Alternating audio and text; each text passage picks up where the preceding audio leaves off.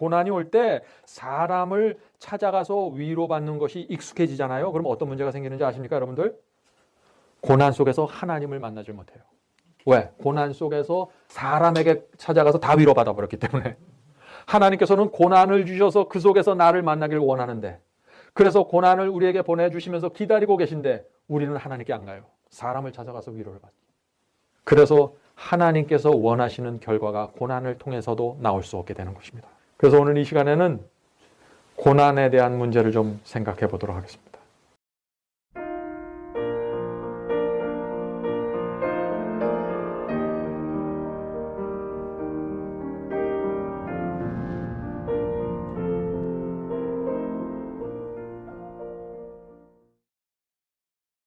오늘 우리는 고난의 사형 선고라는 좀 특별한 제목을 갖고 제가 말씀을 나누려고 합니다. 한 번은 어떤 아이가 큰 수술을 받아야 하는 그런 병에 걸렸습니다. 뇌수술을 해야 되는 것입니다. 여러분들 뇌수술 뭔지 아시죠? 뇌수술은 수술 중에서도 가장 복잡하고 위험한 수술이라고 알려져 있죠.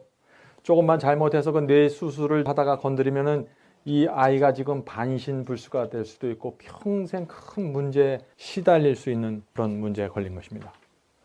그런데 참 놀랍게도 그 부모가 그 수술을 이 의사에게 완전히 맡겨버리는 거예요. 그 가장 사랑하는 딸아이의 생명을, 그 뇌를 의사의 손에 넘겨주는 것입니다. 그런 결정을 하는 것이에요. 제가 그런 모습을 보면서 참 이런 생각을 하게 되었습니다. 우리가 인간 의사는 저렇게 쉽게 신뢰하는데 왜 하나님을 신뢰하는 것은 그렇게 어려울까? 그 내 딸 아이의 그 뇌를 톱으로 썰어서 열고서 들어가는 거예요. 그거를 인간에게 맡겨버리는 거예요. 그런데 단 한 번도 실수하지 않는 하나님께는 우리가 맡기질 못하는 것입니다. 왜 그럴까요? 하늘 의사를 믿고 신뢰하는 게 참 어렵기 때문이죠. 성경에 나오는 그 수많은 예언들이 예언의 시간표 그대로 이루어졌는데 저 우주가 하나님께서 말씀하신 그대로 정확하게 분초를 다투면서 맞아 돌아가고 있는데 하나님을 믿지 못하는 거예요. 그래서 오늘 이 시간에는 고난에 대한 문제를 좀 생각해 보도록 하겠습니다. 고난은 한마디로 제가 결론부터 말씀드릴게요. 우리를 의지하게 만드는 하나님의 마지막 수단입니다. 사도 바울이 고린도 교회 교인들에게 보낸 편지를 보면은요, 이 고난에 대한 의미를 우리가 깨닫게 됩니다. 고린도 후서 1장 3절부터 9절의 말씀 읽겠습니다. 찬송하리로다. 그는 우리 주 예수 그리스도의 하나님이시요 자비의 아버지시요 모든 위로의 하나님이시며. 하나님께서 여기 위로의 하나님이라고 그러셨어요. 그래서 위로는 하나님께로부터 온다는 거예요. 우리가 이 사실을 인정할 필요가 있습니다. 근데 실제로는요, 우리가 위로받을 일이 있으면 사람에게 가지 하나님에게 안 가거든요. 여기 위로받을 일이 있으면 하나님께 가는 분들 그렇게 많지 않아요. 고난이 올 때 사람을 찾아가서 위로받는 것이 익숙해지잖아요. 그럼 어떤 문제가 생기는지 아십니까, 여러분들? 고난 속에서 하나님을 만나지 못해요. 왜? 고난 속에서 사람에게 찾아가서 다 위로받아 버렸기 때문에. 하나님께서는 고난을 주셔서 그 속에서 나를 만나길 원하는데, 그래서 고난을 우리에게 보내주시면서 기다리고 계신데 우리는 하나님께 안 가요. 사람을 찾아가서 위로를 받죠. 그래서 하나님께서 원하시는 결과가 고난을 통해서도 나올 수 없게 되는 것입니다. 돈 때문에, 남편 때문에, 아내 때문에, 자녀 때문에 여러분들 생애 속에 고난이 있습니까? 그렇다면은 하나님께 가서 위로를 받으셔야 됩니다. 아멘. 그래야만 하나님께서 주신 고난이 우리를 하늘로 이끌어가게 되는 것입니다. 정말 그렇습니다. 정말. 하나님께서 그 어렵게 힘들게 고난까지 주셨는데 우리가 그것을 통해서도 어떻게 돼요? 아무런 열매를 맺지 못한다면 하나님 마음속에 얼마나 큰 낙담이 될까요? 우리가 자녀들을 성장시키기 위해서, 자녀들을 정말 올바른 사람 만들기 위해서 마지막 수단인 최후의 수단으로 고난을 줘버렸는데 내 사랑하는 자녀에게 얘가 어떻게 돼요? 그 고난 속에서 내가 원하는 것을 만나지 못하는 거예요. 그럼 그 부모의 마음이 어떨까요? 이제 막다른 골목까지 간 그 심정 여러분들 이해하십니까? 자, 계속해서 읽겠습니다. 4절입니다. 우리의 모든 환난 중에서 우리를 위로하사. 우리로 하여금 하나님께 받는 위로로서 모든 환난 중에 있는 자들을 능히 위로하게 하시는 이시로다. 자, 이 말씀이 무슨 뜻입니까? 고난 속에서 하나님께 직접 위로받은 사람은 어떻게 된다는 거예요? 다른 사람을 위로할 수 있는 사람으로 변화된다는 것입니다. 이것이 고난이 주는 큰 선물이라는 것이에요. 다른 사람을 위로할 수 있게 하기 위해서 하나님께서 나에게 고난을 주신다는 것이에요. 그래서 하나님께만 위로받는 사람이 돼야 고통 중에 있는 다른 형제들을 위로할 수 있는 것이에요. 우리가 고난이 올 때 사람에게 자꾸 가서 위로받잖아요. 다른 사람을 위로할 수 없는 사람이 돼요. 그게 문제예요. 하나님께서 주시는 고난의 목적이 성취되지 않는다는 것입니다. 자, 그런데 어떤 분은 찾아와서 위로한다고 하는데 어떻게 돼요? 오히려 마음에 상처를 주죠. 내가 고난 중에 있어서 나를 돕겠다고 왔어요, 그분이. 그런데 어떻게 해요? 자꾸 나를 아프게 해요. 말 한마디 한마디 던지는데. 그런 분들 보셨어요? 그런 분들 있어요. 어떤 때는 위로하는 게 아니라 내 속을 뒤집어 놔요. 욥의 친구들이 그랬잖아요. 그런 사람들 많습니다. 왜 그런 문제가 생길까요? 사람의 위로는 많이 받아봤는데 하나님의 위로를 받지 못해서 그래요.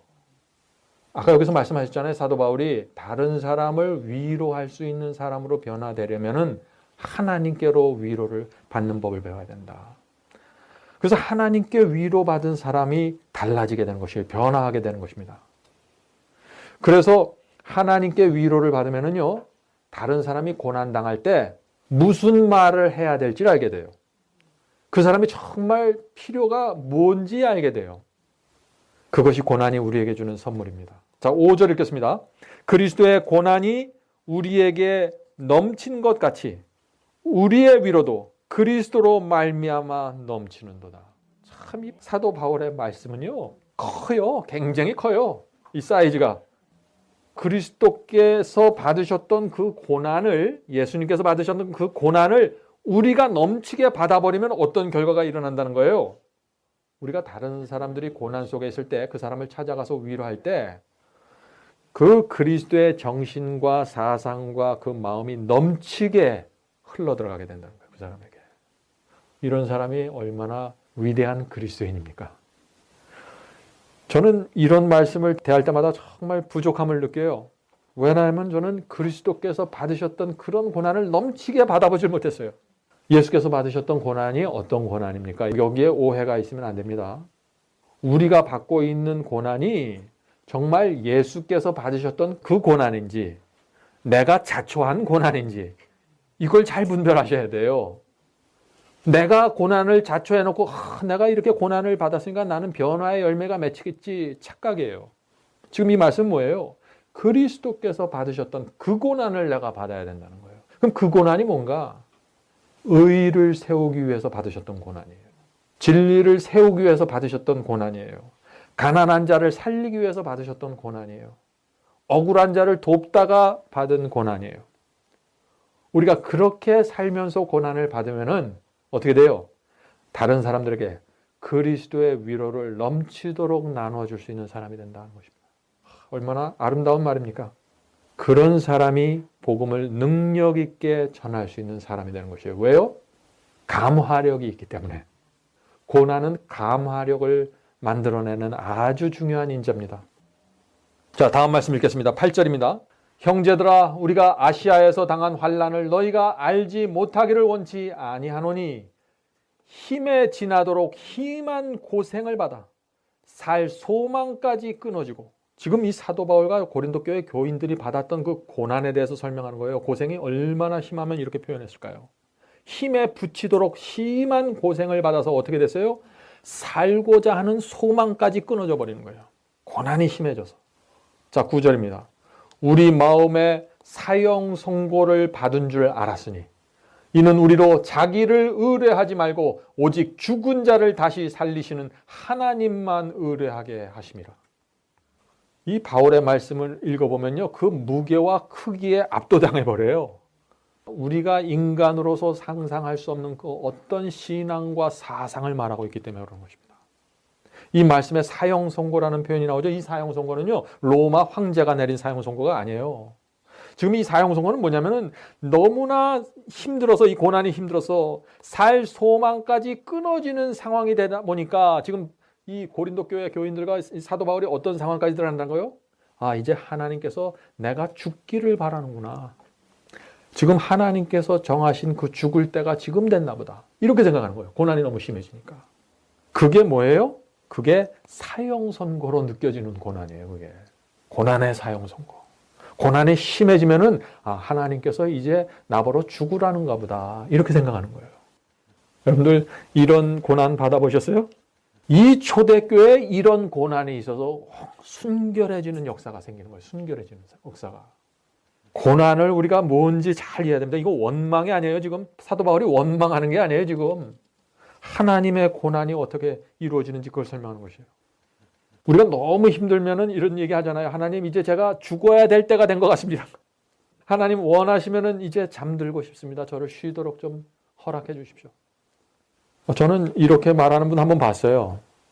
아, 정말 그 얼굴에 그 고난이 흔적이 깊이 있는 모습을 제가 봤습니다. 그런데 그런 고난을 그렇게 딱 당하고 지나가면은 어떻게 되는 줄 아세요? 주님을 의지하면서 그 고난을 통과하게 되면 어떻게 돼요? 하나님께서 무엇이든지 믿고 맡길 수 있는 사람으로 되어버려요. 큰 축복을 줘도 교만하지 않아요. 많은 걸 줘도 목이 뻣뻣하지 않아요. 고난을 주시는 목적이 있어요. 하나님께서. 하나님의 친구가 됩니다.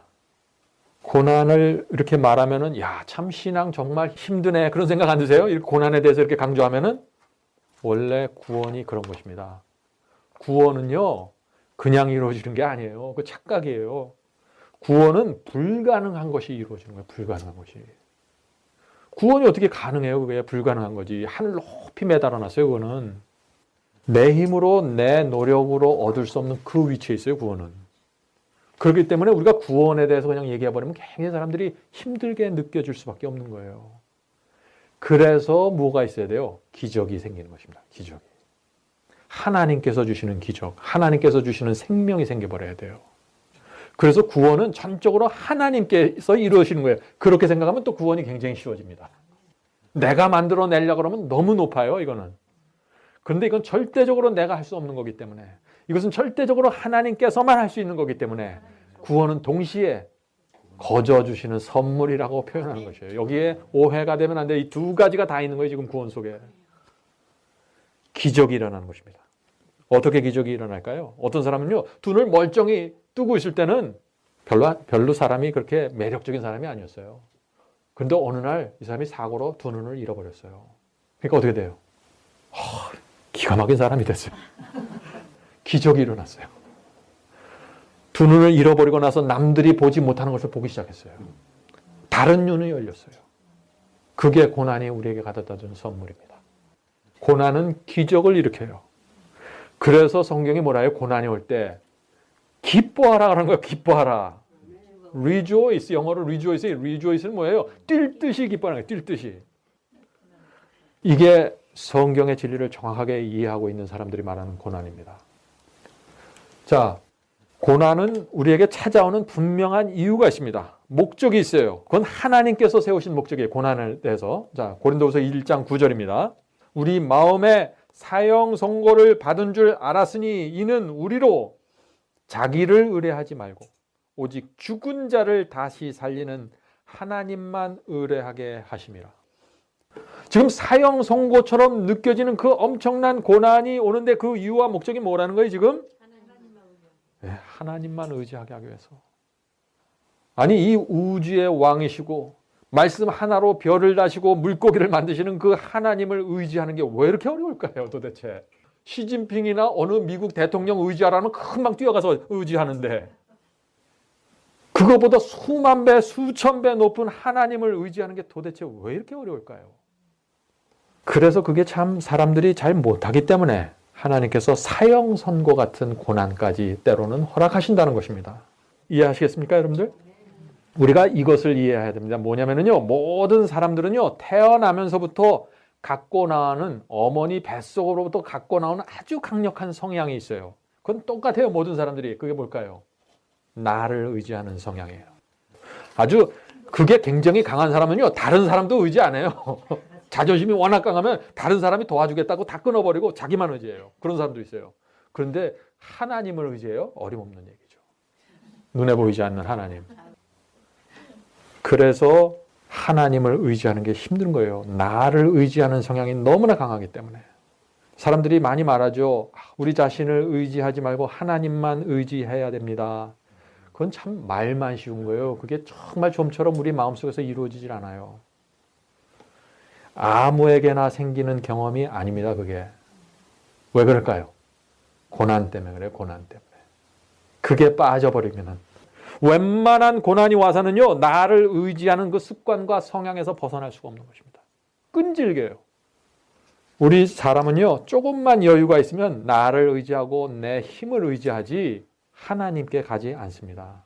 그래서 하나님만 바라보고 하나님만 의지하는 그 신앙을 갖기 원하는 사람들은요, 하나님께 특별한 은혜를 간구해야 되는데 그 은혜가 뭐예요? 오늘 제가 물어보면 한 가지만 대답하면 돼요. 그냥 고난이라고. 고난이에요. 자, 성도 여러분. 어떻게 하면은 그러면 우리가 고난을 받을 수 있을까? 이렇게 고민할 필요는 없어요. 자, 그걸 얘기하는 것이 아닙니다. 우리가 정직한 마음으로 진리를 붙잡고 살아가면은요, 하나님께서 알아서 고난을 시시적절하게 나눠주세요. 그거 걱정하지 마세요. 그건 하나님께서 고민하실 부분이에요. 그것까지 염려하실 건 없어요. 여러분은 그냥 오늘 하루 주신 은혜를 갖고 겸손하게 충성스럽게 살아가십시오. 때가 되면 그게 다 옵니다. 걱정하지 마세요. 그러므로 하나님께서 고민하시고 계획하셔서 고난을 주실 때 그걸 감사함으로 받으라는 것입니다. 믿음으로, 하나님의 최선을 믿는 믿음으로 그걸 받는다는 것이에요.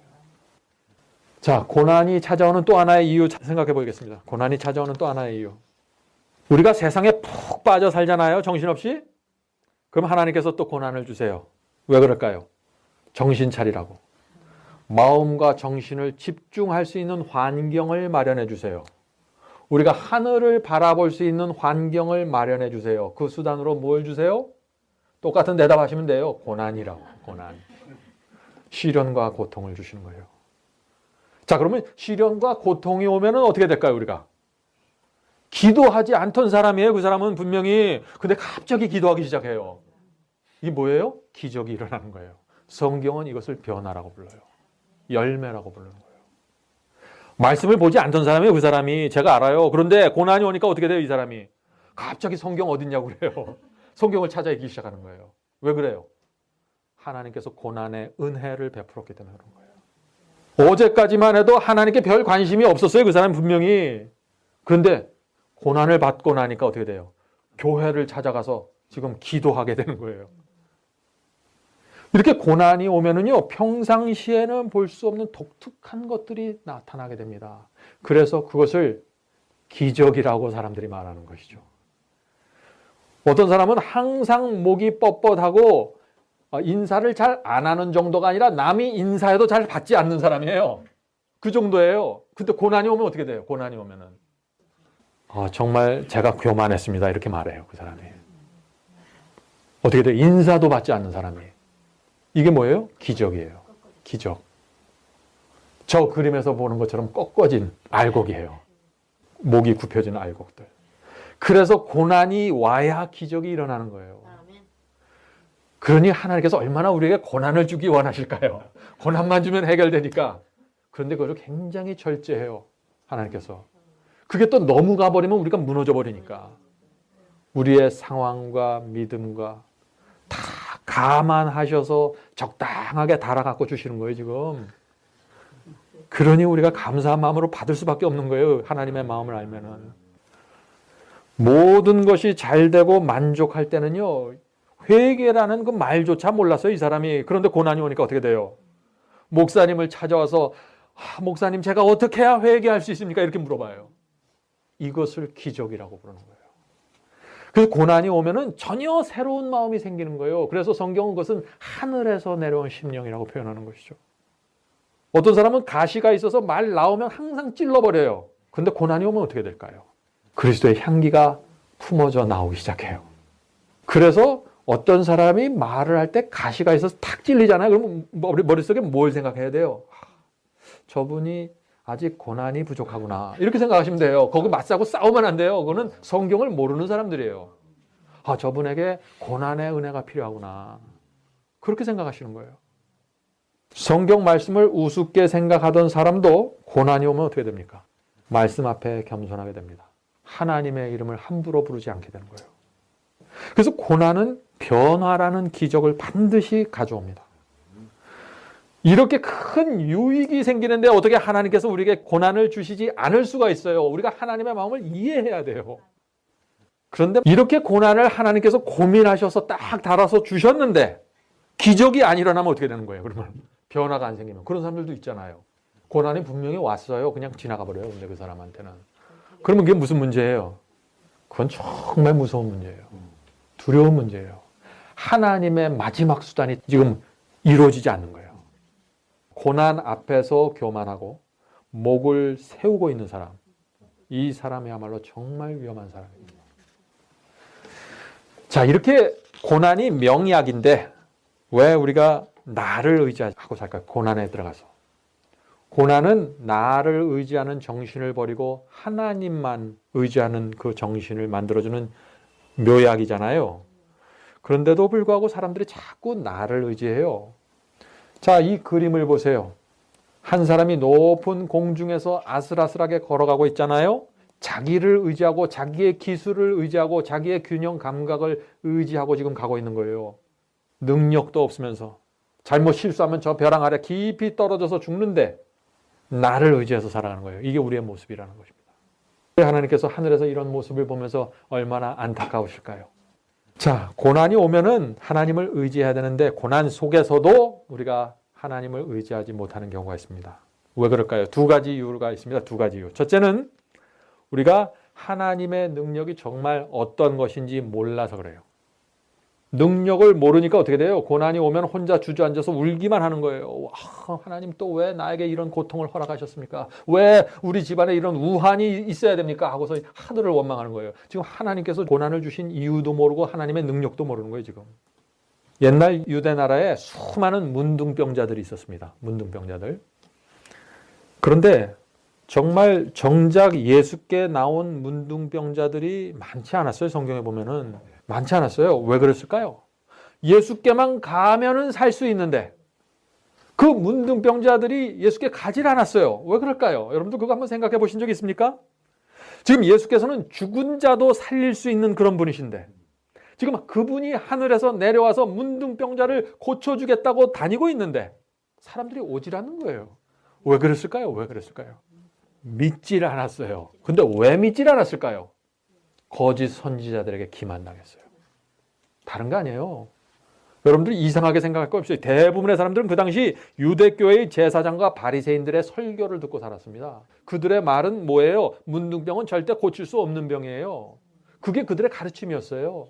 그래서 그런 문둥병이 생기면 예루살렘 성 밖으로 내보내서 딱 격리시켜버렸어요. 그런 가르침을 딱 붙들고 있던 사람들은 예수께 가지 않았던 것입니다. 오늘날에도 그 일이 반복되는 것입니다. 죄의 질병, 문둥병이잖아요. 죄의 질병은 고칠 수 없다는 거짓 복음이 오늘날 교회 안에 가득 넘치고 있는 거예요. 그래서 그 복음을, 거짓 복음을 믿기 때문에 죄가 어떻게 됐어요? 머릿속에 고칠 수 없는 병이 되어버리고 말았어요. 그래서 죽은 자도 살릴 수 있는 예수께 가지 못하는 거예요.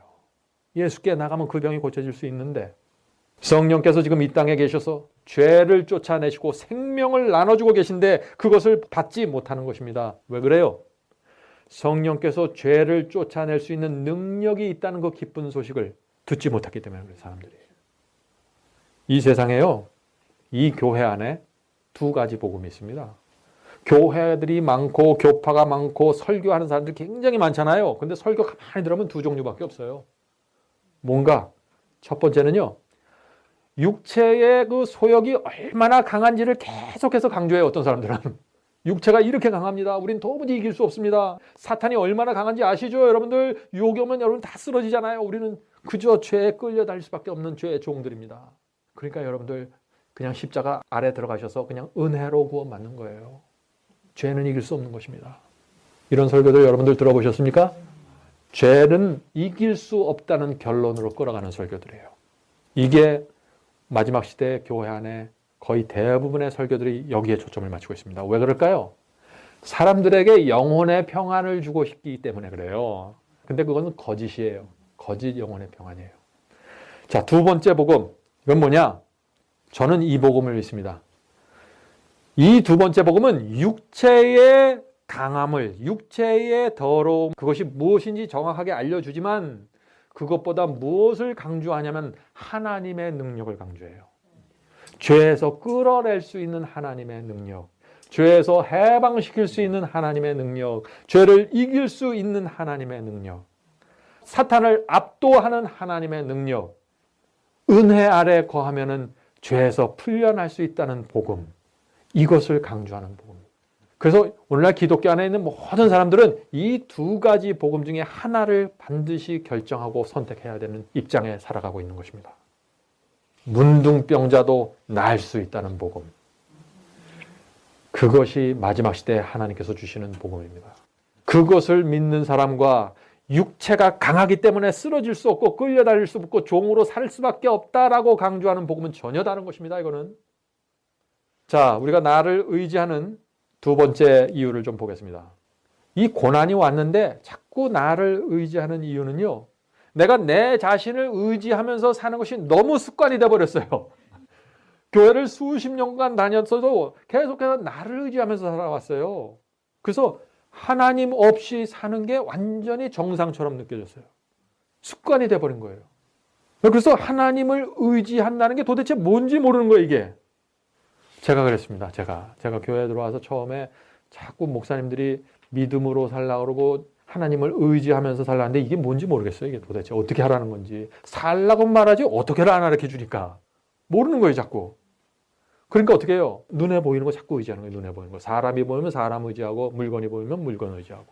이래서 하나님만을 의지해야 한다 하는 것을 이렇게 모르는 사람들에게 가서 이제 우리는 주님을 의지하면서 살아야 됩니다. 주님만 의지해야 됩니다. 이렇게 말해보면 어떻게 돼요? 사람들이 눈을 동그랗게 뜨고 쳐다보죠. 이해가 안 되니까. 이해가 안 되는 정도가 아니라 그게 무섭게 느껴져요. 굉장히 위험하게 느껴져요. 광신이나 극단처럼 느껴져요. 그게 그 말이. 이게 뭔지 모르니까. 그런데 하나님은 은혜롭고 자비로우셔서 그런 사람까지 구원하기 원하시는 거예요. 어떻게? 사형선고와 같은 고난을 통해서. 어떤 인간도 의지할 수 없는 특별한 고난이 찾아와요. 그런 경우에는. 주변에서 사람들 싹 치워버리는 거예요. 어떤 때는 의사한테 진단을 받잖아요. 이제 3개월 남았습니다. 딱 진단 받잖아요. 3개월 남았는데 어디 가서 누구한테 하소연할 거예요? 그거는. 하나님만 바라봐야지. 어떤 때 그런 고난이 오는 거예요. 그런 고난을 받으면 어떻게 됩니까? 하나님을 믿은 지 수십 년 만에 처음으로 그 문둥병자들처럼 주 앞에 나가서 무릎 꿇고 주님 저를 고쳐주시옵소서. 그렇게 외치는 거예요. 바로 그게 주님을 의지하는 것인데 그걸 모르는 거예요. 바로 그걸 가르쳐 주려고 지금 고난이 온 거예요. 수십 년 동안 배우지 못했던 그거. 지금 무슨 일이 생기는 것입니까? 고난을 통해서. 기적이 일어나는 거예요. 기적이. 그런데요, 우리가 고난이 올 때 우리가 잊지 말아야 할 것이 있습니다. 그것이 뭔가?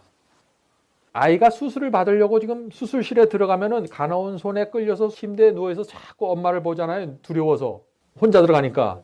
근데 그 아이보다 더 두려운 게 누구예요? 더 염려되는 게 누구예요? 수술실 밖에서 기다리는 엄마 아니에요. 하나님께서 그러세요. 밖에서 기다리는 부모와 같은 심정으로 우리를 고난의 수술실로 넣어주신 거예요. 하나님께서 고난을 통과하는 우리의 모습을 지켜보시면서 얼마나 애타는 심정이실까요? 우리가 너무 아파하고 힘들어하니까. 우리가 그걸 기억해야 돼요. 고난 속에 있을 때. 그래야지 하나님을 정확하게 우리가 바라보게 됩니다. 우리가 이렇게 고난 속에서 시련 속에서 정말 힘들어할 때 하나님의 마음은 어떨까요? 당장 나에게 와서 내가 이런 고난을 왜 줬어? 그러니까 너는 지금 이럴 때 네가 어떻게 해야 돼? 다 가르쳐주고 싶잖아요. 고난의 이유와 목적에 대해서. 근데 하나님께서 그렇게 안 하시잖아요. 그것을 일일이 설명해 주지 않기 때문에 하나님의 마음이 더 답답하신 거예요. 믿음으로 그것을 찾아야 되니까. 성령을 통해서 그것을 발견해야 되니까. 경험을 통해서 내가 알아야 되니까. 그걸 일일이 다 말해주면은요, 그때는 넘어가도 다음엔 또 몰라요. 그래서 이것은 반드시 경험을 통해서 우리가 배워야 되는 것입니다. 자녀는 자신을 살리기 위해서 수술실로 데려가는 부모의 마음을 도무지 이해할 수 없는 것입니다. 우리도 우리를 고난의 수술실로 넣는 하나님의 선택을 우리가 정확하게 이해할 수 없는 것이에요. 그래서 우리가 만약 하나님께서 우리에게 고난을 주시는 정확한 이유를 안다면 어떻게 될까요? 정말 기가 막히다고 무릎을 치게 될 거예요. 경탄하게 될 것입니다. 우리는 지금 고난의 이유를 알 수 없습니다. 우리가 아는 한 가지 이유는 있는데 그건 뭐냐면 하나님께서는 지금 내가 하늘을 바라보기 원하시는구나. 그걸 아는 거예요. 그건. 지난날에 제가 가졌었던 그 외로움과 절망과 낙담의 그 경험이 제가 지금 쓰고 있는 글과 설교를 만들었습니다. 고난이 없었다면 제가 지금처럼 일할 수도 없었을 것입니다. 고난 당하지 않았다면 저는 의의를 사모하지도 않았을 거예요. 그냥 이기심을 만족시키면서 안일하게 살아갔을 거예요. 시골에 사는 사람들이 어떤 때 더 안일할 수 있어요. 거긴 긴장감이 없어요. 어떤 때는 유혹도 별로 없거든요. 안일하게 나를 위해서 그냥 시간을 보낼 수 있어요. 아무 생각 없이 방자하게 사는 삶을 계속 살았을지 모릅니다. 그런데 하나님께서 저에게 가난과 고통의 은혜를 허락하셨기 때문에 영적으로 죽어가는 제 모습을 보여주셨어요. 그 경험이 없으면 제가 어떻게 됐을까? 정말 생각만 해도 끔찍해요. 여러분들 마찬가지 아닙니까? 여러분들 생애 속에 그 고난이 없었으면 내가 지금 어떻게 됐을까? 여러분들 생애 속에 아무런 고난이 없이 근심 걱정이 없이 무난하고 평탄하게 누구도 원하는 부러워하는 그런 삶만을 계속 살아왔다면 어떻게 됐을까요? 네, 하나님을 보지 못했을 것입니다. 그래서 고난은 은혜라고 부르는 것입니다. 은혜라고. 자, 그 고난과 시련을 통해서 사람들이 구원을 찾아가는 그 모습을 보면 정말 신기합니다. 근데 그것보다 더 신기한 게 있어요. 그게 뭔지 아세요? 재물이 있고 건강이 있고 아주 인생이 평탄해요. 그럼 하나님의 은혜를 찬양하고 감사하게 충성하며 살아야 되잖아요. 아니에요. 많은 경우에 그런 경우에 하나님께 더 멀어져요. 고난이 있어서 사람들이 다 저 사람은 망했구나. 아, 저 사람은 저주를 받았는지도 모르겠다. 그런 사람들은 하나님께 가까이 가요. 근데 저 사람은 하나님께 엄청난 축복을 받았구나. 참 부럽다. 그런 사람들도 하나님께 멀어져요. 신기해요. 아주 이게. 정말 이 하나님의 구원을 이해하려면은요, 우리가 하늘 가서야 이해할 수 있는 것 같아요. 이 잘 나갈 때는요, 이 두 귀가 멀쩡히 있어도 전혀 듣질 않아요. 수십 번 말해도 듣질 않아요. 그런데 배가 고파지고 불행해지면은 귀를 쫑긋이 세우고 그거 다시 한번 말해주세요. 그래요. 주여 제가 어떻게 해야 됩니까? 저를 가르쳐 주시옵소서. 그래서 성경은 고난이 오면 기뻐하라고 그러는 것입니다. 참 이게 하나님께서 우리를 구원하시는 이 방법이 정말 신묘막측합니다. 신묘막측해요. 에베소서에는 놀라운 말씀이 있습니다. 에베소서 1장 4절입니다. 이 말씀 한번 읽어보시기 바랍니다. 창세전에 태초 이전에 하는 얘기죠. 창세전에 그리스도 안에서 우리를 택하사 하나님께서 우리를 택하사 우리로 사랑 안에서 그 앞에 거룩하고 흠이 없게 하시려고. 오늘 많은 사람들이 에베소서의 이 말씀을 가지고 무엇을 얘기합니까? 예정론을 얘기하죠. 창세전부터 하나님께서 우리를 택하셔서 구원하기로 예정하셨다고 말합니다. 내가 예수를 영접하고 믿는 것은 이미 하나님께서 창세전에부터 다 예정해놓고 정해놓으셨다고 이렇게 믿는 것이에요. 그래서 내가 어떻게 산들지 간에 하나님의 예정을 내가 바꿀 수 없다고 믿는 거예요. 그 예정론은 정말 기가 막힌 거예요. 그거 정말 그게 사실이라면 얼마나 좋겠어요. 그게 내가 마음대로 살아도 하나님이 예정했으면 그냥 구원받는 거예요. 에베소서에 나오는 이런 말씀들이 정말 그런 뜻일까요? 한번 이 말씀을 좀 잘 읽어보세요. 이 말씀 자체가 그 뜻이 아니에요. 읽어보세요. 창세전에 그리스도 안에서 우리를 택하사. 택하신 이유가 있어요. 목적이 있어요. 그 목적이 이어지잖아요. 그 택한 것만 보면 안 돼요. 우리로 사랑 안에서 그 앞에 거룩하고 흠이 없게 하시려고. 이게 목적이에요. 하나님께서 예정하고 택하신 목적이 이게.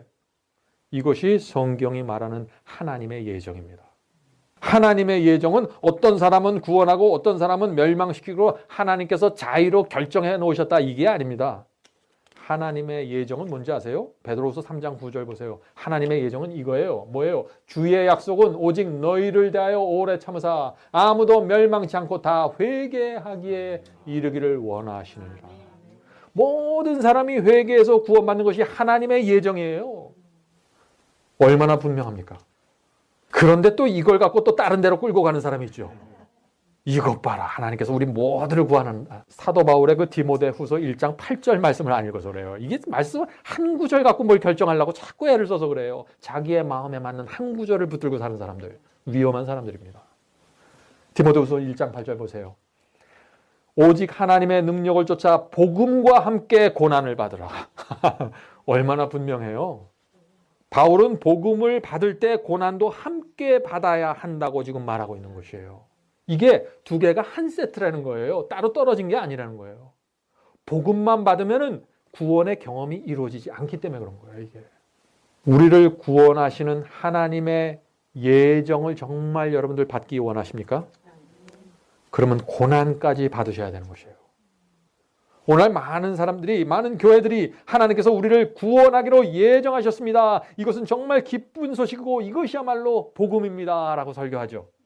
그런데 하나님의 예정을 받은 사람은 고난도 받아야 한다는 사실은 가르치지 않아요. 무엇입니까?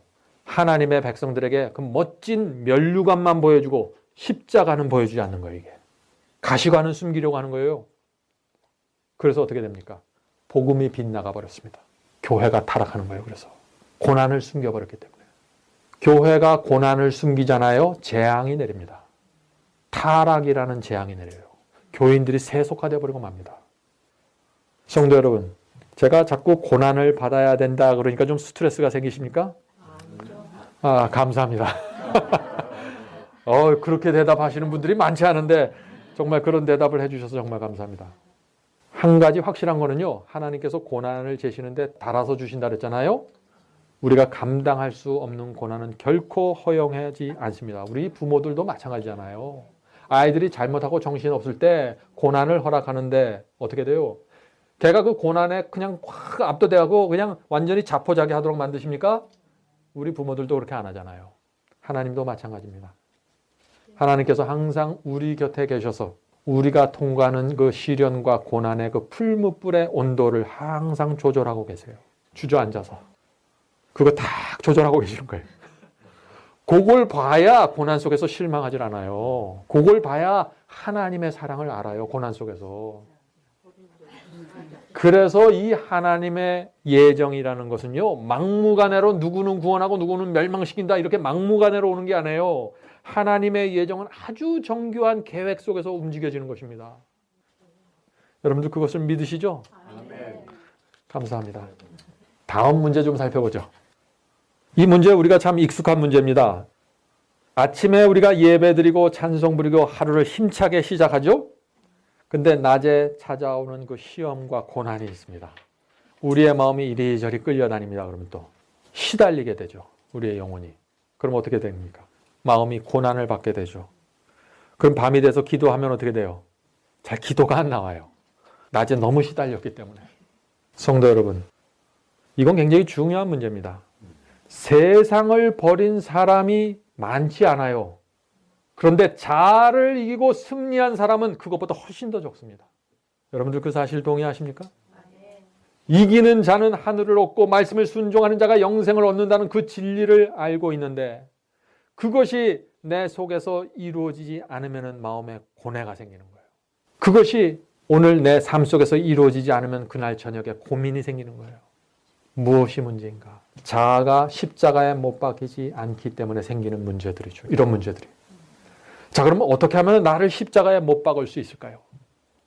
지금 바울은 로마서에서 여기저기서 계속해서 우리 자신을 십자가에 못 박아야 된다. 그리스도와 함께 십자가에 매달려야 된다. 계속해서 말씀하고 계시죠. 근데 그 경험이 어떻게 우리에게 이루어질 수 있을까요? 그게 잘 안 돼요. 그죠? 왜 그럴까요? 우리 스스로 자아를 십자가에 못 박을 수 없기 때문에 그래요. 내 마음대로 할 수 있으면 그게 뭐가 어렵겠어요. 내 마음대로 안 되거든요. 그리고 마음대로 안 되는 정도가 아니라 하기 싫어요. 왜 그럴까요? 십자가에 못 박히고 매달리는 게 재밌는 게 아니에요. 그건 무지무지하게 아파요. 못질당하면은. 자원하는 마음으로 즐거움으로 내 스스로 십자가에 올라가는 게 아니에요. 지금 이게 이 경험이. 그래서 하나님께서 못 박히도록 도와주신다는 거예요. 우리 스스로 할 수 없기 때문에 그거는. 어떻게 도와주세요? 그런데 그게.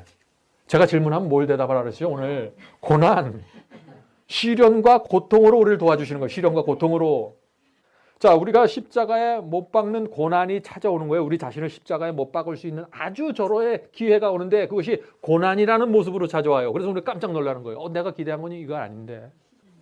아침에 기도할 때는 주님, 저는 십자가에 못 박히고 싶습니다. 주님처럼 말이죠. 자아를 못 박기를 원합니다. 얼마나 열렬하게 기도해요. 그래서 하나님께서 우리에게 그 기회를, 절호의 기회를 주세요 또. 근데 그 포장이 뭐예요? 포장이 고난이에요. 그래서 깜짝 놀라서 이게 아닌데요 이러는 거예요. 근데 그 포장이 무슨 포장으로 와요? 고난인데 좀 더 구체적으로 말하면 무슨 포장이에요? 로마 군인이라는 렛대를 붙이는 거예요. 로마 군인. 예수께서 십자가에 못 박혔던 그 방법 그대로 우리가 못 박히는 거예요. 로마 군인이 와서 나를 못 박아주는 거예요. 로마 군인이. 이걸 이해하셔야 돼요, 여러분들이. 그 포장이, 고난이라는 포장이 와서 나를 십자가에 매다는데 포장을 보니까 뭐예요? 이건 로마 군인들이에요. 내가 싫어하는 사람들이에요. 그러니까 어떻게 돼요? 로마 군인하고 창 들고 방패 들고 싸우기 시작하는 거예요. 이게 뭐예요? 악순환이라고 보는 거예요, 이거를. 악순환. 자, 그런데 우리 경험으로 볼 때 그 로마 군인들이 대체적으로 누굽니까? 대체적으로. 이 안에도 로마 군인들이 있어요, 실제적으로. 우리하고 가까이 있는 사람들이 로마 군인이에요. 우리 아내예요. 남편이에요. 자녀들이에요. 그래서 우리 어머니들이 저게 왼수라 그러죠, 왼수. 그 말이 뭐예요? 나를 못 박는 사람들이라는 얘기예요. 나를 전혀 모르는 사람이 어느 날 갑자기 와서 나를 어떻게 십자가에 못 박을 수 있어요? 감히. 그건 무례한 거죠. 친한 사람들이 그렇게 하는 거예요. 나를 친한 사람들을. 그 사람도 나를 친하다고 생각하고 나도 그 사람을 친하다고 생각해요. 그 사람들이 나에게 오는 거예요. 하나님께서 보내주시는 하나님의 종들이에요. 하나님께서 주신 기별을 갖고 오는 거예요. 이 로마 군인들이. 너는 겸손해져야 된다. 너는 십자가에 못 박혀야 된다. 그런데 예수께서 뭐라고 말씀하셨습니까? 내 이웃을 내 몸처럼 사랑하라 그랬잖아요. 이웃이 오는 거예요. 이웃이. 이웃이 로마 군인이 돼서 나를 찾아오는 거예요. 그래서 나를 십자가에 대고 그냥 못질하는 거예요. 아주 가혹하게. 그런데 그런 사람을 사랑하는 거예요. 그것이 내 이웃을 사랑하라는 뜻이에요. 이게. 이웃을 사랑하라는 말은 저 보이지 않는 아프리카에 사는 어떤 영혼들에게 내가 헌금합니다. 그거 로마 군인 사랑하는 거 아니에요. 이웃 사랑하는 거 아니에요. 이웃 사랑하라는 것은 나랑 가까이 있는 내 형제들이, 내 가족들이, 내 교우들이 찾아와서 못질할 때 그들을 이웃으로 보고 사랑해 주라는 얘기예요. 로마 군인은 나를 십자가에 못 박는 일을 도와주기 위해서 오는데 그들은 하나님께서 보내주신 사람들인데 나는 못 박히지 않겠다고 지금 로마 군인 멱살을 붙잡고 싸우고 있는 거예요. 이거 다 네 잘못이야 하면서 다 손가락질하면서 네가 내 마음을 아프게 했고 네가 내 자존심을 상하게 했고 네가 내 육체를 흔들어 버렸고 다 이런 말을 하는 거예요. 로마 군인하고 맞짱 뜨면서. 여기서 막혀서 성화가 안 되는 거예요. 여기서 막혀서. 로마 군인을 분별하지 못하는 사람들 성화되지 못합니다. 십자가에 매달리지 못합니다. 지금 제가 뭘 얘기하고 있는 거예요? 지금 우리가 그렇게 간절히 소원하는 자아가 십자가에 매달리는 경험에 대해서 말씀드리고 있는 것이에요. 우리가 얼마나 그 경험을 사모하면서 기도합니까? 제발 그런 사람이 되게 해달라고 주님 나에게 은혜를 베풀어 주세요. 그렇게 기도하잖아요. 날마다. 그런데 로마 군인이 찾아오면 싹 얼굴 바꾸죠. 전혀 다른 태도가 나오는 거예요.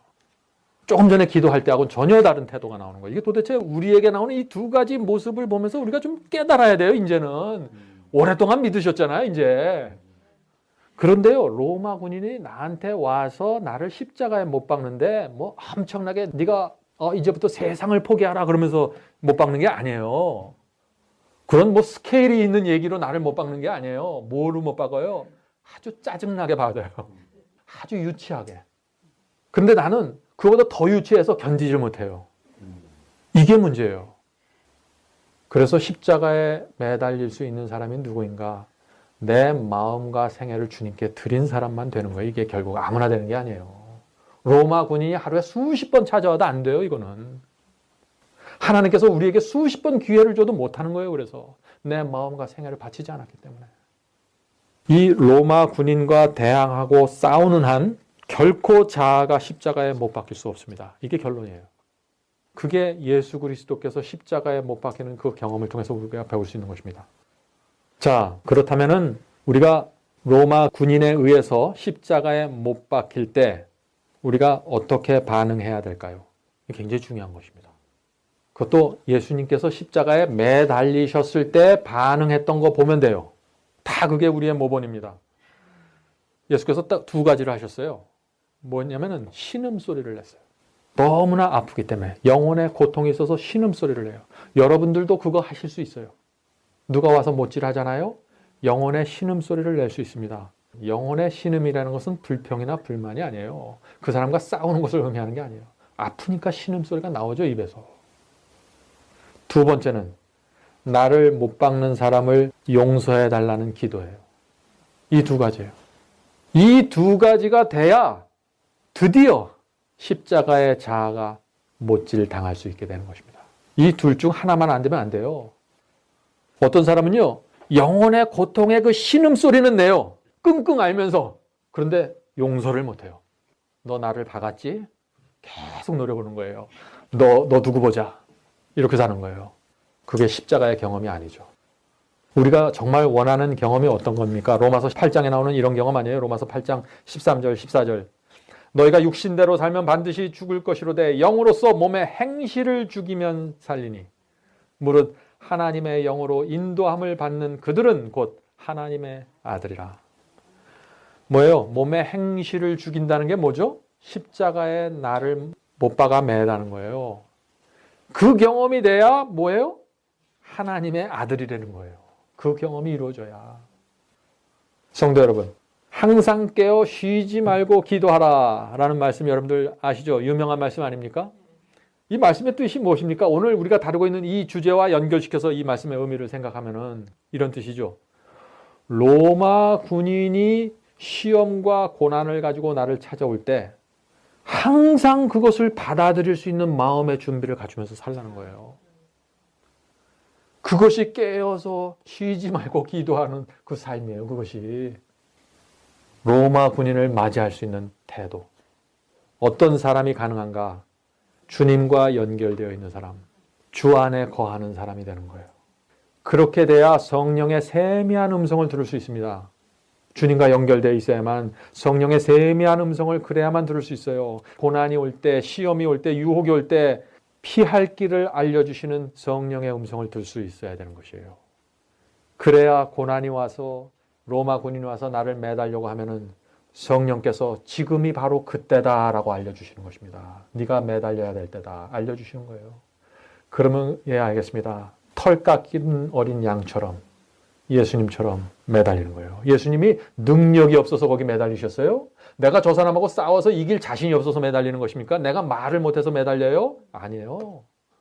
털 깎이는 어린 양이 되고 싶기 때문에 내가 매달리는 거예요. 여러분들이 뭘 잘못해서 매달리는 게 아니에요. 저 사람이 다 잘못했지만은 그 영혼을 위해서 기도하면서 내가 매달려 주는 거예요. 그것이 십자가입니다. 성도 여러분, 여러분은 정말 14만 4천이 되길 갈망하십니까?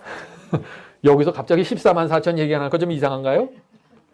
14만 4천이 바로 이 경험하는 사람들이에요. 이 경험 빼놓고 어떻게 14만 4천이 나올 수가 있어요? 그건 안 되는 거예요.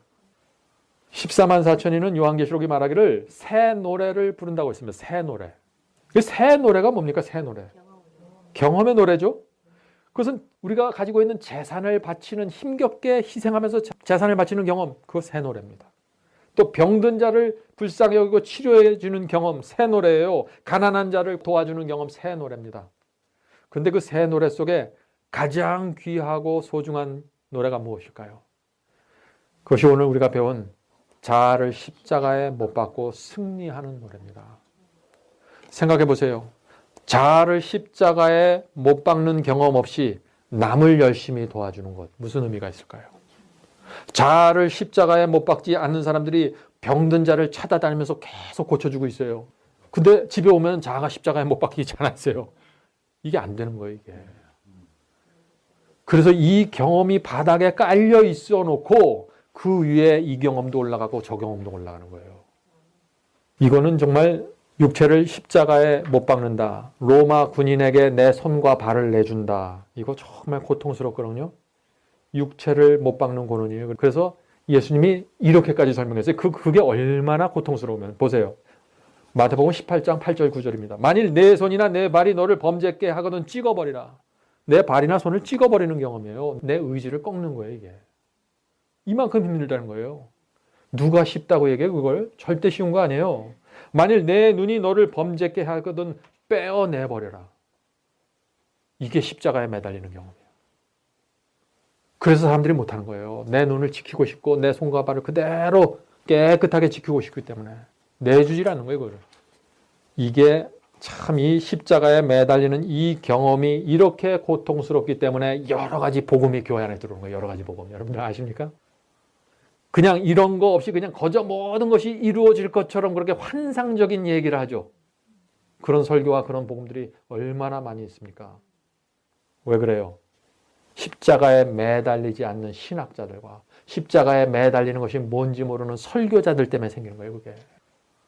그래서 십자가에 내 자아를 못 박는 그 경험을 배우지 못하면은 결국 어떻게 돼요? 그런 복음을 받아들이게 되는 거예요, 나도. 그게 바로 요한계시록이 마지막 시대 교회를 보면서 온갖 더럽고 가증한 귀신의 영들이 모여 있는 곳으로 지금 계시를 통해서 마지막 시대 교회의 모습을 보는 거예요. 왜 그렇게 볼까요? 십자가에 매달리지도 않으면서 자기 마음대로 살아가면서 나는 구원받았다, 은사를 행한다, 뭐를 봤다 계속. 그러니까 사도 요한이 볼 땐 그건 완전히 귀신의 영들이에요. 귀신의 영이 어떻게 입에 뭐 거품 물고 쓰러지는 거 얘기하는 게 아니에요. 그런 사람들도 있지만은 대다수의 사람들은 십자가의 자아를 못 박지 않은 상태에서 구원받을 수 있다는 가르침을 받아들이는 그 모습을 가리켜서 귀신의 영들에 들려 사람들이라고 보는 거예요. 자, 이제 마지막 장면으로 들어가겠습니다. 고난의 마지막 장면. 우리는요, 주님께서 우리에게 기별을 주시는데 고난이라는 패키지를 포장을 통해서 우리에게 기별을 주십니다. 그거를 우리가 잘 분별해야 돼요. 그런데 우리가 자꾸 오해를 하죠. 어떻게 오해하는가? 제가 한번 예를 들어서 설명하겠습니다. 이것은 실제 있었던 일이라고 합니다. 옛날 유럽에서 이렇게 신호를 전하고 기별을 전하는데, 메시지를 전하는데 이게 수기 신호를 흔들어서, 깃발을 흔들어서 전했어요. 깃발을 높이 들었다가 옆으로 들었다가 하면서 내가 가지고 있는 뜻을 상대방에게 전하는 것입니다. 멀리 떨어져 있는 상대방에게 전하는 것이죠. 한 번은 그 프랑스의 나폴레옹 장군과 영국을 대표하는 그 웰링턴 장군이 워터루 전쟁을 벌였습니다. 여러분도 워터루 전쟁이라고 들어보셨죠? 굉장히 큰 전쟁입니다. 이 전쟁의 성패에 의해서 양쪽 국가의 운명이 결정되는 전쟁이었습니다. 근데 영국이 만약 그 전쟁에서 패배하면은 나폴레옹의 군대가 어디까지 들어요? 런던까지 지금 밀고 들어오는 그런 상황입니다. 굉장한 위기죠. 그러니까 영국의 국민들이 지금 워터루 전쟁이 저 바닷가에서 지금 도버 해협에서 벌어지고 있었는데 전부 바닷가에 나가서 무슨 신호가 올까 기다리고 있는 거예요. 그래서 런던의 시민들이 도버 해협의 해안선에 쫙 몰려들었습니다. 그런데 지금 저 바다 가운데서 신호가 오기 시작하는 거예요. 두 단어가 먼저 전달됐습니다. 두 단어가. 그것은 뭐냐면은 웰링턴이라는 단어하고 패배했다. 이 두 단어가 왔어요. 이 두 단어만 갖고 보면 뭐예요? 영국군이 졌다는 얘기예요. 웰링턴 장군이 패배했다는 얘기예요. 그러니까 이 사람들이 자꾸 두 단어만 봤는데 그걸 보고 이제 짐작을 하는 거예요. 근데 두 단어만 볼 수밖에 없었던 이유는 지금 수기 신호를 한 사람이 두 단어를 보여주고 갑자기 이 안개가 끼면서 안개가 자욱하게 끼면서 그걸 볼 수가 없는 상황이 돼버렸어요. 그런데 전체 기별을 보지 못했지만은 사람들은 영국 군대가 패배한 것으로 결론을 내렸습니다. 그리고 다 머리를 수그리고 실망해서 집으로 돌아갔어요. 마지막 결전을 벌여야겠구나 하고 돌아간 거죠. 근데 얼마 후에 다시 해가 뜨더니 안개가 쫙 걷어지는 것입니다. 그랬더니 또 이 해병이, 영국의 해병이 또 깃발을 들면서 수기를 계속 전달하는 거예요. 수기 신호를 보내는 것입니다. 수기 신호의 전체 내용을 받았습니다. 그 내용이 뭘까요? 정반대였습니다. 영국의 웰링턴 장군이 나폴레옹 장군을 패배시켰다라는 메시지예요. 근데 웰링턴하고 패배시켰다만 본 거예요. 그러니까 완전히 오해해버린 거죠. 성도 여러분, 우리가 하나님께서 고난을 보내주시고 시험과 유혹을 보내주시고 로마 군인을 보내주실 때 우리가 하나님의 수기 신호를 이렇게 오해할 수가 있는 거예요. 그래서 자꾸 실망하고 자꾸 그 사람과 싸우고 자꾸 고난을 받게 되는 거예요. 고난 자체도 힘든데 더 깊은 고난에 빠져요, 내가. 그래서 수술실 밖에서 서성거리는 하나님의 모습을 보지 못하는 것입니다. 하나님께서 고난이라는 그 수기 신호를 오해하기 때문에 자꾸 내 스스로 실망하고 좌절하는 것이죠. 그러나 우리에게 희망이 있습니다. 언젠가 안개가 걷혀지게 됩니다. 예수께서 오실 때 우리가 모든 것을 분명하게 보게 될 것입니다. 주님께서 우리에게 모든 것을 설명해 주실 것이에요. 그때 우리가 알게 될 것입니다. 하나님께서 시종일관 우리와 함께 계셨다는 사실을 우리가 알게 될 거예요. 풀무불 속에 들어가셔서 다니엘의 세 친구와 함께 서 계셨던 그 예수님께서 우리가 오늘 통과하는 고난 속에서 내 곁에 계셨다는 사실을 그때 보게 되는 거예요. 그 보이지 않는 내 곁에 계신 예수님을 보는 것이 믿음이에요. 그래서 히브리서에서 믿음을 뭐라고 해요? 보이지 않는 것을 보는 것. 보이지 않는 예수님 보는 거예요. 어떤 예수님? 멀쩡할 때 보는 게 아니에요. 햇빛 날 때 예수님 보는 게 아니에요. 구름 끼고 고난이 왔을 때 아무것도 보이지 않을 때 예수님 내 곁에 계시구나. 이게 믿음이라는 것입니다. 기억하셔야 됩니다. 바로 여기에 알 것과 가라지의 차이가 있어요. 이게 고난 얘기할 때는 또 다른 모습인데 이 얘기가 알 것과 가라지 얘기로 깊이 연결돼 들어오는 거예요. 이게. 사탄은요. 우리를 태우고 무너뜨리기 위해서 계속 불화살을 쏴대잖아요. 근데 이 불화살은요. 이 가라지만 맞는 게 아니거든요. 알곡도 똑같이 맞아요. 알곡도 불화살에 맞아서 신음합니다. 고통스러워요. 고난 가운데 들어가요. 그런데 놀라운 것은 알곡에게는 놀라운 기적이 일어나요. 이 불화살을 맞아버리면. 어떤 기적이 일어납니까? 사탄은 분명히 우리를 멸망시키기 위해서 불화살을 쏘았는데 우리는 그 불화살을 맞고 어떻게 돼요? 신음하면서 하나님께 달려가 버려요. 이게 알곡이에요. 이게. 그래서 어떤 기적이 일어납니까? 그 불화살이 우리를 정금으로 연단시키는 불이 돼버려요. 그것이 라오디게아 교회에 보내주시는 주님의 기별 아닙니까? 불로 연단한 믿음을 살아. 하나님께서 역전시키는 하나님이세요. 성령께서 우리와 함께 하시면은 사단이 쏜 그 불화살도 우리를 연단시키는 성령의 불로 변할 수 있는 거예요. 이것이 하나님의 역사입니다. 사탄의 공격을 뒤집는 기적이에요. 바로 이게 뒤집는 기적. 우리 씨름에서 뒤집기 있죠? 네? 고난을 은혜로 뒤집어 버리는 사람. 이것이 알곡이에요. 그럼 가라지는 뭡니까? 고난을 받아서 더 깊은 고난으로 들어가 버려요. 마음의 쓴뿌리를 가지고 원망하면서 로마 군인과 멱살 잡고 싸우면서 더 깊은 곳으로 빠져들어가 버려요. 이게 가라지예요. 여러분도 어떻게 하시겠어요? 알곡으로 성장해야죠. 우리가. 알곡으로. 고난에 흔들리지 말고 하나님을 믿고 의지하면서 앞으로 가야 됩니다. 먼저 그 나라와 그의 의를 구하면서 앞만 보면서 가야 됩니다. 모든 것은 주님께 맡기고 모든 것은 협력해서 선을 이룰 것이라는 그 하나님의 약속을 붙잡고 나가야 되는 것이에요. 아멘.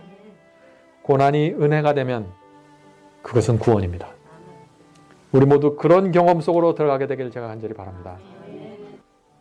하늘에 계신 아버지, 저에게 고난이 무엇인지 가르쳐 주셔서 감사합니다. 아멘. 주님, 주께서 보내주시는 고난을 분별할 수 있도록 도와주시옵소서. 아멘. 이 정확한 이유와 목적은 알 수 없다고 할지라도 하나님께서 우리를 사랑하셔서 보냈다는 사실과 이것이 결국에는 협력하여 나에게 선을 이룰 것이라는 사실을 믿을 수 있도록 도와주시옵소서. 저희 마음속에 고난을 통해서 찌꺼기들이 빠져나가고 불에 타서 없어질 수 있도록 도와주시옵소서. 저희가 주께서 예정하신 그 목적이 이루어질 때까지 주께서 은혜로 베풀어 주시는 고난을 감사한 마음으로 받으면서 믿음으로 전진할 수 있도록 도와주시옵소서. 날마다 이 교회에 함께하여 주시고 여기 모인 성도들에게 함께하여 주셔서 정말 하늘에 속한 경험으로 살아갈 수 있도록 도와주시옵소서. 성령의 충만함이 무엇인지 이해할 수 있도록 도와주시고 날마다 주 안에서 거하는 경험이 어떤 것인지 알 수 있도록 이끌어 주시옵소서. 예수님의 이름으로 간절하게 기도드립니다. 아멘.